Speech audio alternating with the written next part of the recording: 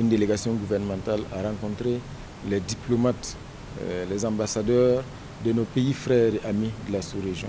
Et je pense que l'intérêt de cette rencontre, c'était surtout de leur faire le point de la situation d'ensemble, présenter les difficultés d'ensemble sur le plan sécuritaire au Burkina, et particulièrement dans cette région de l'Est. Vous savez, c'est une zone aujourd'hui qui est une zone difficile. La RN4, à partir de Fada jusqu'à la frontière du Niger, vous savez bien que l'ennemi aujourd'hui ne recule devant aucune monstruosité, si je peux le dire ainsi. Il y a plusieurs fois donc des passagers qui ont été attaqués. Récemment, il y a un bus de transport en commun qui a sauté sur une mine. Vous vous souvenez de ce qui s'est passé à Mangoudara, où des passagers, des civils, innocents ont été froidement massacrés par ces bandits sans foi ni loi. Je répète encore, à l'Est c'est pareil. Donc c'est pour dire qu'il ne faut pas qu'on tombe dans le piège que nous tend l'ennemi.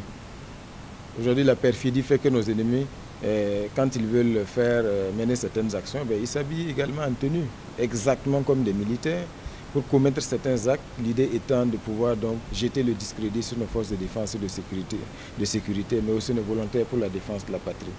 Et donc, c'est ce discours que nous avons eu avec les diplomates ce matin, et on était vraiment en phase.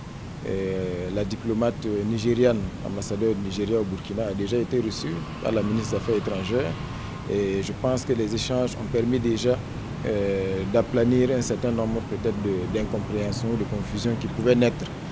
À l'heure actuelle, ce qu'on peut dire, c'est que l'incident tel que donc, ça a été rapporté sur les réseaux sociaux et dans certains médias s'est déroulé dans une zone de l'Est, aujourd'hui qui n'est pas une zone facile d'accès.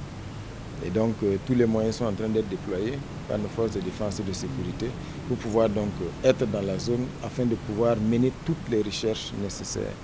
S'il y a des corps, qu'on puisse les retrouver, qu'on puisse les identifier et éventuellement qu'on puisse donc faire le travail d'investigation.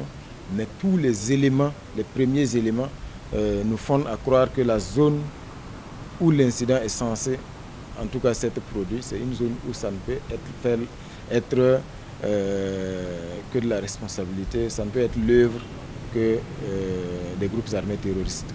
Donc on est dans cette dynamique.